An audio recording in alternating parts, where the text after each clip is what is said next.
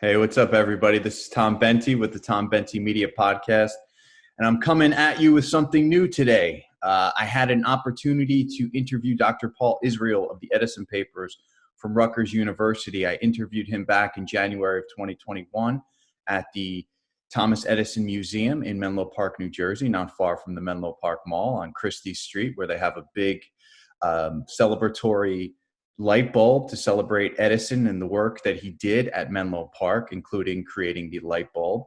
And what I was going to do is I was going to create a long documentary about Thomas Edison.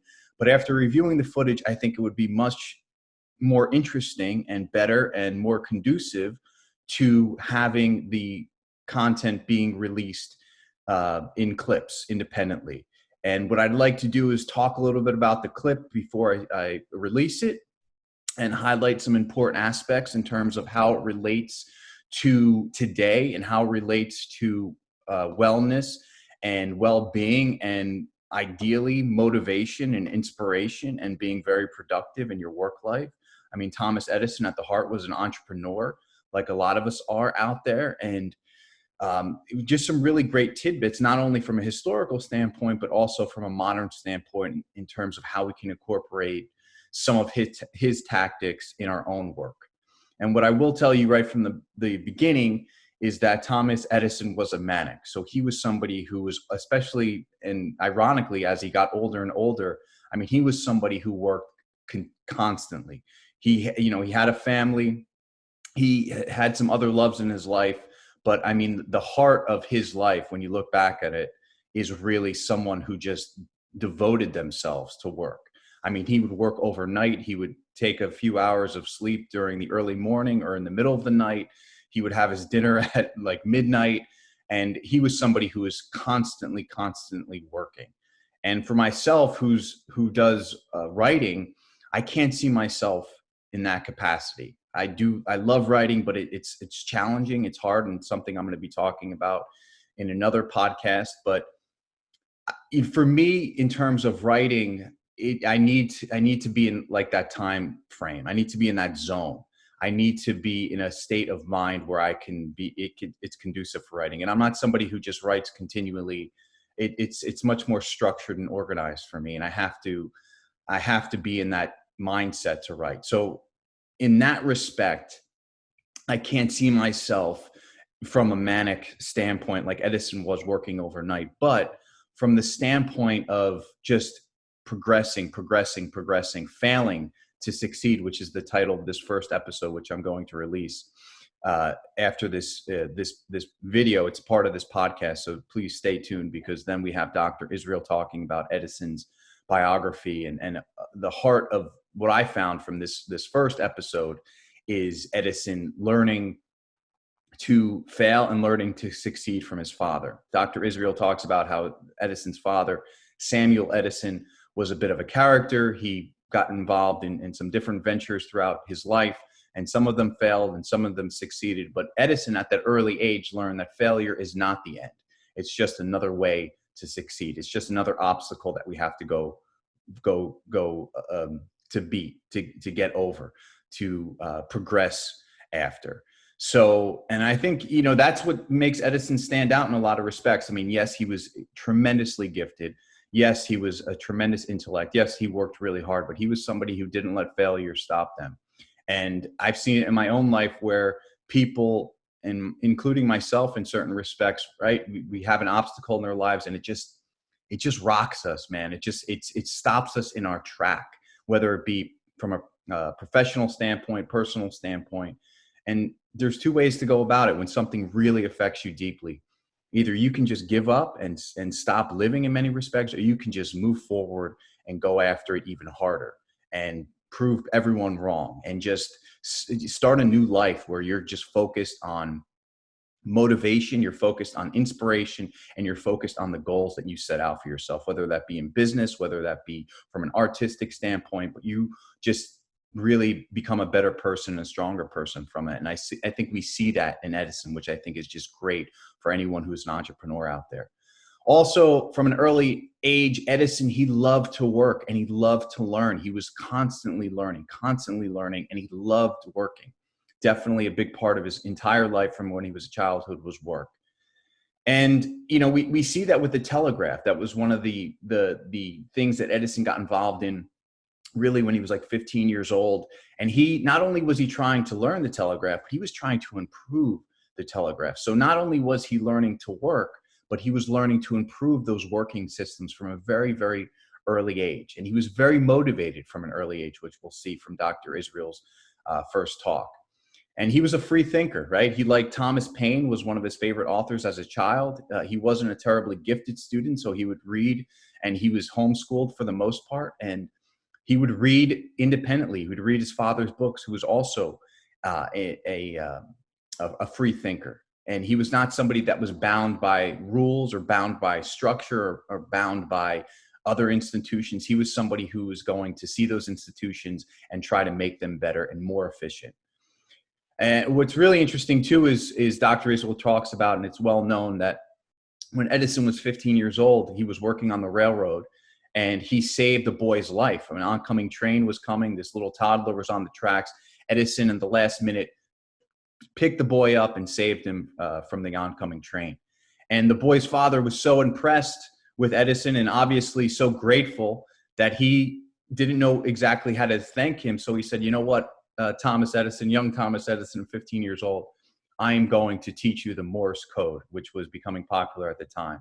And Edison just ran with it. And that chance encounter led him to not only learn the Morse code, but try to improve it. And he traveled all over the Midwest. He traveled, which eventually took him to Boston, where he further tried to improve the Morse code. And then it eventually landed him in New York City, which was the center of that whole industry. So I'll let Dr. Israel talk about it better than I can, but just some really great, not only historical elements, but some elements in terms of how we can incorporate the life of Edison in our own, especially if we're looking to improve our lives, especially if we're looking to get a business off the ground or improve our businesses. I think there's some really great tidbits throughout this entire series. And it all kicks off with episode number 1, Learning from Failure, a little about 10 minutes about Thomas Edison's early on life growing up and how he showed signs of greatness and signs of entrepreneurship and signs of motivation and inspiration from a very early age. So thanks again for listening, and I hope you enjoy episode number 1, and please stay tuned because we have a lot more episodes coming up. This is just getting started, but stay well, everybody. I'll talk to you soon.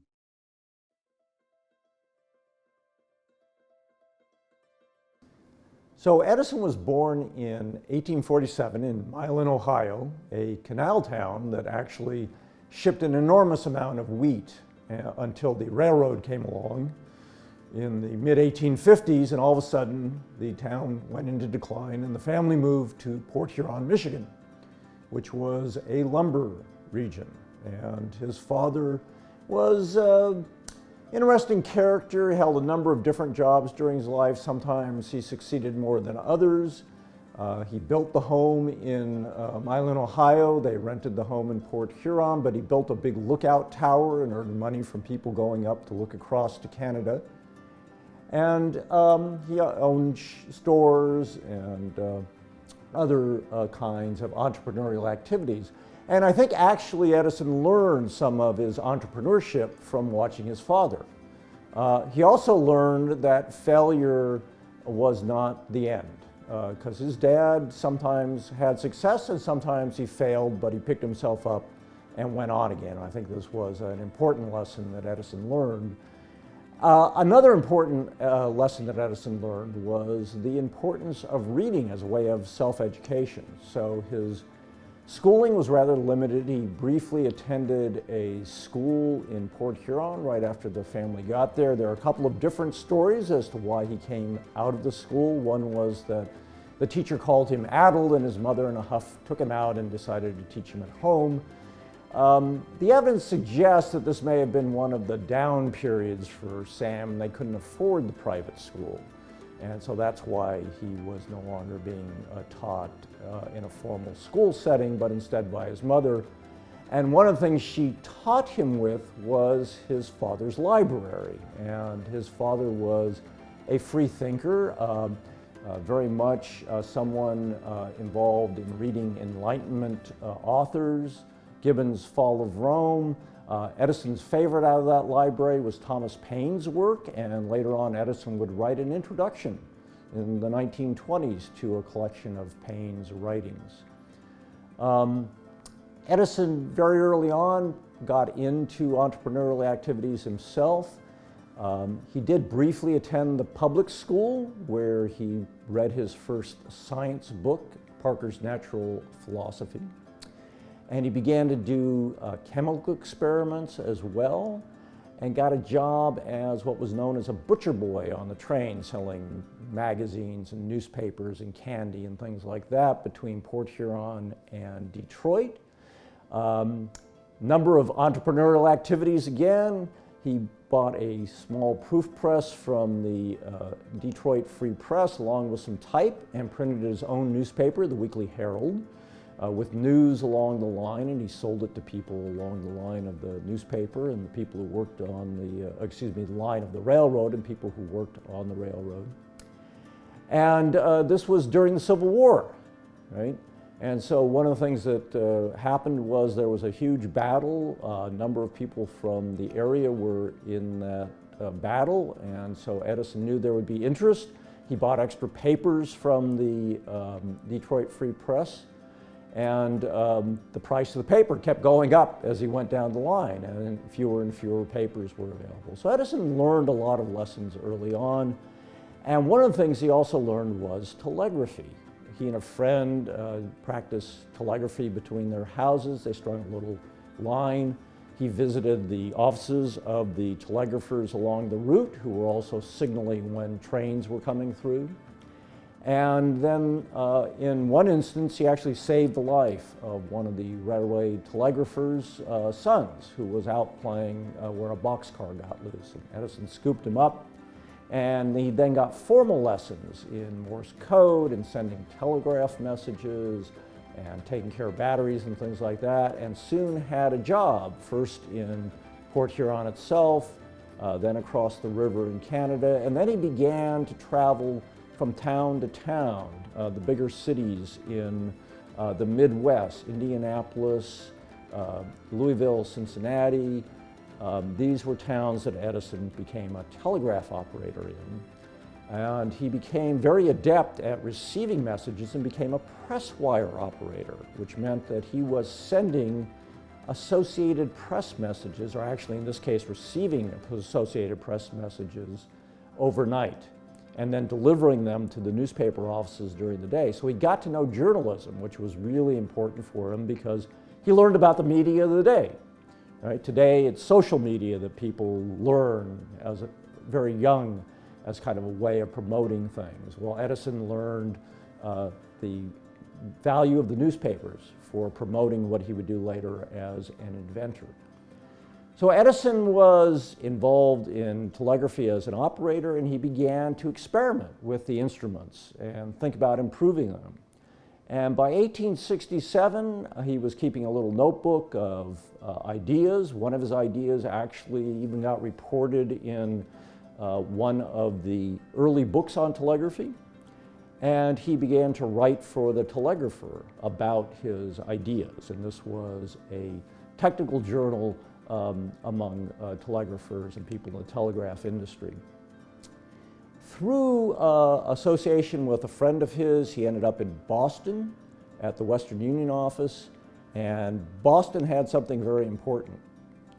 Actually, two things very important. One was telegraph manufacturing shops. There were many of them in Boston. Boston had been a center for telegraph manufacturing from the beginning because of the role of the universities and scientific instrument makers who began to turn their attention to the telegraph after Morse and Vail invented the Morse telegraph system. And over time, a number of these shops turned primarily to electrical and telegraph manufacturing, including a shop known as Charles Williams Jr.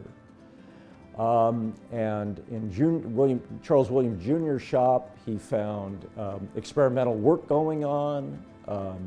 He managed to find some space to do his own experimental work. He worked with the skilled machinists there to turn his ideas into inventions. He worked on fire alarm telegraph improvements. The fire alarm telegraph had been invented in Boston by a guy named Moses Farmer and a partner of his.